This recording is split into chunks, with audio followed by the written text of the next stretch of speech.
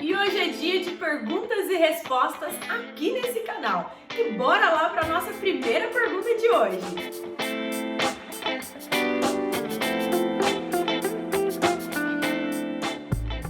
Dai, eu preciso de estratégias, técnicas para minimizar erros na hora da dispensação. O que pode ser usado? Ah, mas essa aqui eu tenho uma boa de uma técnica, hein? Que eu usava ainda na época que eu trabalhava na farmácia, sempre usei. Que é a seguinte, tenha um checklist, principalmente na hora de fazer dispensação de medicamento controlado.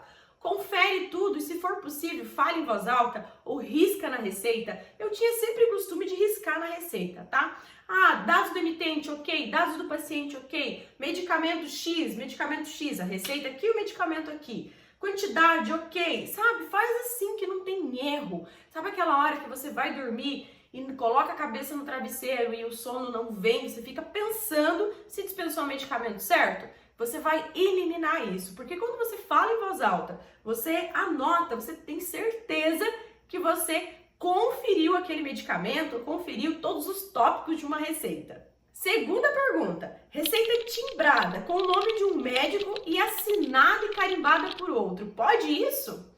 Não, né? Claro que não pode. Se você precisar ligar para esse médico para tirar alguma dúvida ou aconteça alguma coisa com o paciente, para que você vai ligar? Para quem assinou, para quem carimbou, para quem é o dono da receita?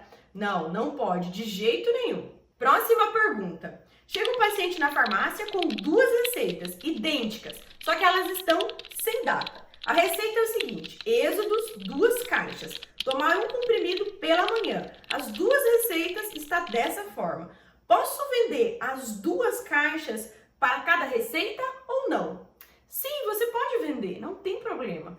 Porque se ela está sem data, você tem que fazer o quê? Ir lá e colocar um carimbo nessa receita com a data, tá? Não coloca próprio punho. Sabe um carimbinho que tem, que você pode mandar fazer na gráfica? Você vai lá e carimba para coloca a data ali atual do dia que você está fazendo a dispensação. Não tem problema não.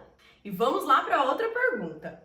Dai, o tramadol, ele é da lista C1, mas dependendo da miligrama, ele pode ser da 2. Eu não entendo isso, fico na dúvida. Então vamos lá. Existe lá na portaria 344, lá no final da portaria em anexo, bem certinho quais são as substâncias e qual lista elas fazem parte, tá? Existem alguns medicamentos que elas fazem parte de determinada lista, mas elas seguem padrões de outras listas, como por exemplo o tramadol. Outros medicamentos que também pode acontecer isso. Zolpidem até 10 miligramas, ele vai ser dispensado no receituário de controle especial. Acima de 10 miligramas, aí tem que ser prescrito no receituário de notificação azul.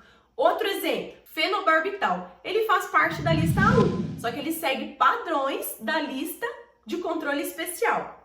Mais um exemplo aqui para você entender bem essa questão. Codeína, ele faz parte da lista 2, mas ele segue padrões lá da lista de controle especial. E vamos lá para a nossa próxima pergunta. Dai, caso tenha uma receita com posologia, um comprimido ao dia, só que não tem a quantidade de caixas, eu posso dispensar? Um exemplo, um antibiótico, eu poderia dispensar a quantidade menor que existe? Não. Aqui nesse caso, o que você tem que fazer, farma? Você precisa entrar em contato com o médico e verificar com ele qual é a quantidade que esse paciente precisa utilizar. Por quanto tempo ele precisa utilizar? Por exemplo, levofloxacino. Sabemos que existe caixa com 3, com 5, com 7, com 10. E aí? Você vai dispensar uma com 3, simples assim, sem saber a real necessidade do seu paciente? Somente o médico conhece a individualidade dele. Então, você entra em contato com o prescritor para esclarecer essas dúvidas. Próxima pergunta. Médico prescreve cefalexina 500 mg, 10 comprimidos. Tomar um comprimido de 6 em 6 horas por 5 dias. E aí, eu libero de acordo com a posologia ou somente os 10 comprimidos? Eu pedi para retornar ao médico, pedi para corrigir em outra receita a prescrição. Eu fiz certo? Não, farma, você não fez certo, tá? Por quê? Quando tem a quantidade de comprimidos, mas o médico coloca a quantidade de dias, você vai pela quantidade de dias. Porque muitas vezes o prescritor, ele não conhece exatamente as apresentações disponíveis no mercado. Então, você segue o raciocínio da quantidade que o paciente vai precisar para completar o tratamento referente aos dias que o prescritor coloca. Mais uma pergunta aqui no Dai Responde hoje. As receitas de controle especial, exemplo, fluoxetina. Se vier uso contínuo, com uma vez ao dia, quanto devo dispensar, Dai? E se vier, exemplo, 3 caixas, mas a posologia é uma vez ao dia, eu devo dispensar os 90 comprimidos?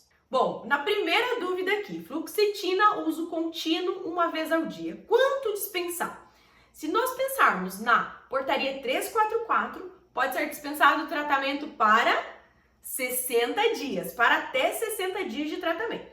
Agora, existe um outro ponto que nós devemos analisar aqui no nosso cenário, né, que estamos vivendo hoje, que é a resolução 357. Então, nesse caso, poderia ser dispensado tratamento para até 6 meses, ok?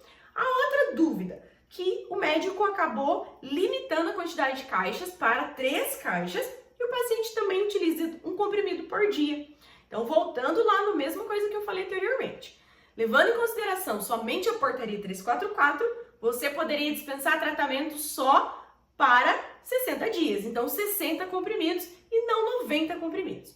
Mas o cenário de hoje que estamos vivendo com a resolução 357, você poderia sim dispensar as 3 caixas. E temos mais pergunta aqui? Temos mais pergunta. Dai, sou farmacêutica faz 2 anos e tenho experiência também há 2 anos. Ainda não tenho muito conhecimento sobre os medicamentos e tenho muita dificuldade na hora de indicar o medicamento.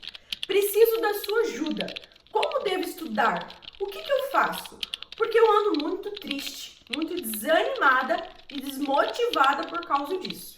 Porque eu penso que o farmacêutico tem que saber tudo, ou a maioria dos medicamentos. Farma, é impossível você saber tudo. Olha só, são milhares de medicamentos. Como que você vai saber todos eles? Como funciona? Para que serve? Não, não tem jeito. Nós farmacêuticos, nós somos profissionais multidisciplinar. Então, é muita coisa mesmo. Mas olha só, a base, isso sim você tem que ter, tá? E olha só que eu tenho uma boa notícia para você. Dia 4 de maio vai acontecer a Semana do Farmacêutico. É uma semana inteira de muito conteúdo, onde eu vou te mostrar tudo o que eu aprendi nesses meus 17 anos atuando como farmacêutica. Se você tem interesse em participar desse evento, é só você clicar abaixo desse vídeo, fazer a sua inscrição. É online e gratuito. Aproveita, convida a amiga, convida o amigo farmacêutico, atendente, que não pode perder de jeito nenhum essa maratona linda que estamos fazendo. E já sabe, né? Se inscreva no canal se você ainda não se inscreveu. Clica aí em curtir e ó, tô te esperando no dia 4 de maio.